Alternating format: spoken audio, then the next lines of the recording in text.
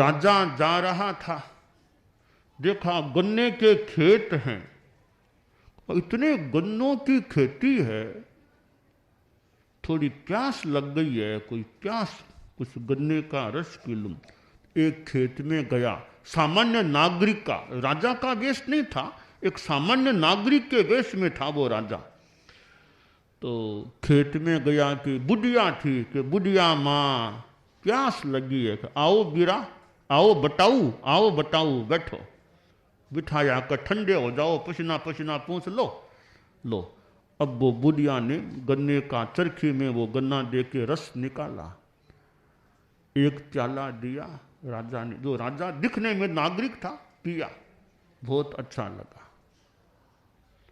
फिर कहा माँ अभी तो और प्यास है। कहा बेटा और पाऊंगी, और पिलाऊंगी। इधर राजा ने सोचा कि इतनी गन्नों की खेती हो रही है, इन पर टैक्स कितना है। टैक्स तो फिर बातचीत की बुढ़िया से कि बुढ़िया माँ क्या टैक्स और की क्या स्थिति है, कि बीरा राजा जी बहुत दयालु हैं, हम किसानों पर बहुत दयालु हैं, हम खेती किसानों पर कोई खास टैक्स नहीं है, टैक्स कुछ नहीं है खास, आराम से खेती करते हैं, आराम से दूध दही खाते पीते हैं, या खेतों में आराम से शुद्ध हवा में रहते हैं, अच्छा हमारा स्वास्थ्य रहता है, खूब कोई तनाव नहीं, चिंता नहीं, आराम से रहते हैं। हमारे राजा जी ने कोई टैक्स नहीं लेते, लगभग नहीं जोई है। राजा ने सोचा रे इतनी बढ़िया खेती, टैक्स कोई खास है नहीं, टैक्स तो लगाना चाहिए, राजस्व आएगा। अब जाऊंगा महल में, तब निर्णय कर दूंगा मीटिंग करके कि टैक्स लगना चाहिए। इधर वो बुढ़िया वो प्याले में वो गन्ने को रस निकाल रही थी, तो पहले बार वो एक गन्ने से पूरा प्याला भर गया, इस बार तो आधा ही भरा, एक गन्ने से आधा ही भरा। तो बेटा ये पी, और निकाल रही हूं। इधर राजा ने सोचा रे इन पर टैक्स तो और ज्यादा करना है, और ज्यादा टैक्स लगाऊंगा, हमें राजस्व मिलेगा। अब फिर गन्ना दिया तो चौथा ही प्याला ही भरा। राजा ने सोचा ये क्या फर्क पड़ा है।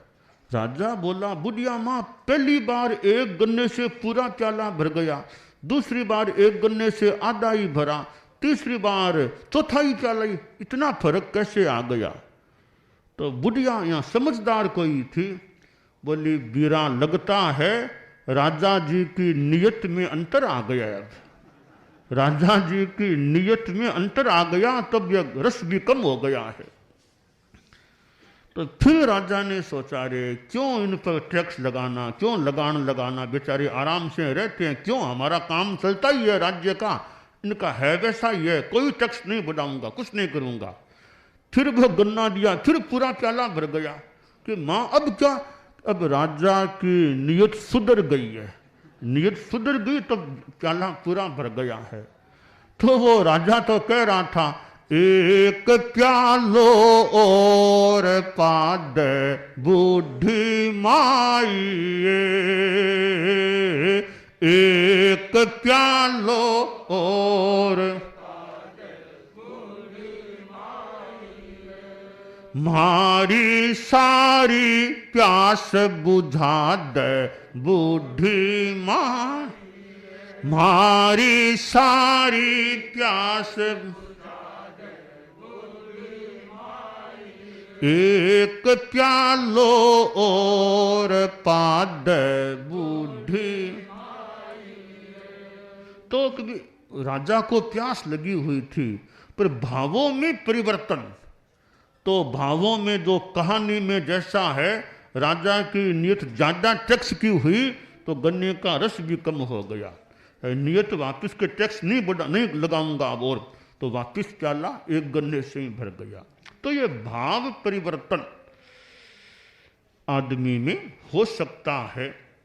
हम यह ध्यान रखें कि और तो भले भावों में, अच्छे भावों में भले कुछ परिवर्तन हो जाए, अशुद्ध भाव न आए, गलत भाव न आए।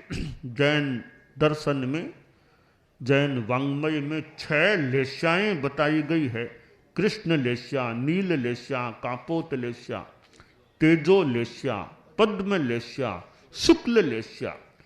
ये लेस्याएं हमारे परिणाम भावों के एक परिवर्तन की कहानी सी है। कैसे परिणाम अशुभ हो सकते हैं और कैसे शुभ हो जाते हैं। कृष्ण लेस्या, नील लेस्या और कापोत लेस्या, ये तीनों अशुभ परिणामों की लेस्याएं हैं। और अगली तीन तेजः, पद्म, शुक्ल, ये शुभ परिणामों की लेस्याएं होती हैं।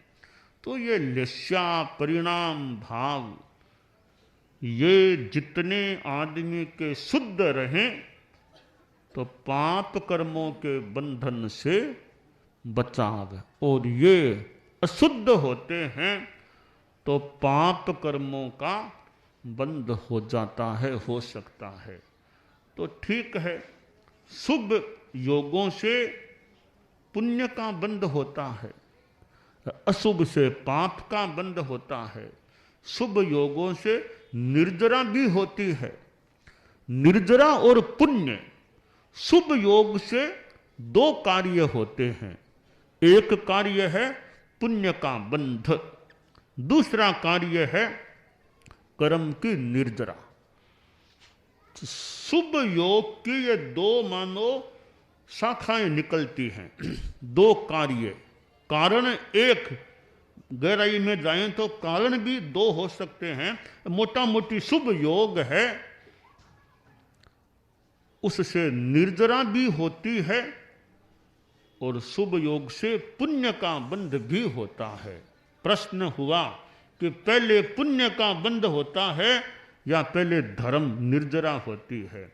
हमारे पुराने मुनि जी ने, संभवतः पुराने मुनि जी ने, बहुत पुराने मुनि जी ने कहा कि पहले पुण्य या पहले निर्जरा। तो कहा पहले पानड़ा या पहले धानड़ा, कि पहले पानड़ा पछे धानड़ा, पहले पान फिर धान्य। तो पहले पुण्य फिर धर्म निर्जरा।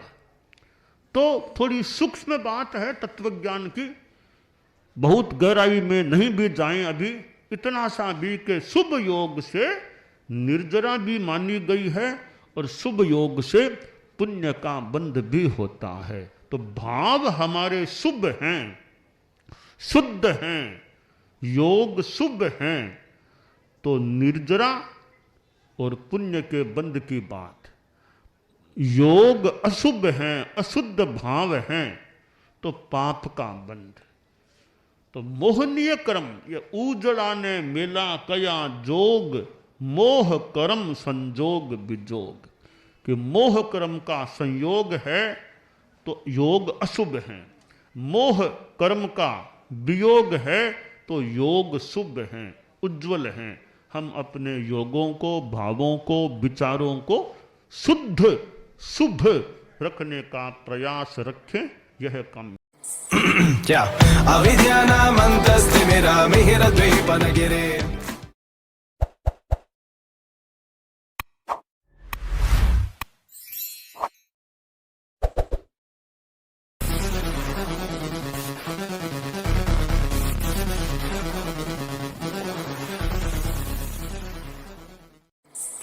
क्या अविद्या नामन्तस्तिमिरामिहिरद्वीपनगिरे।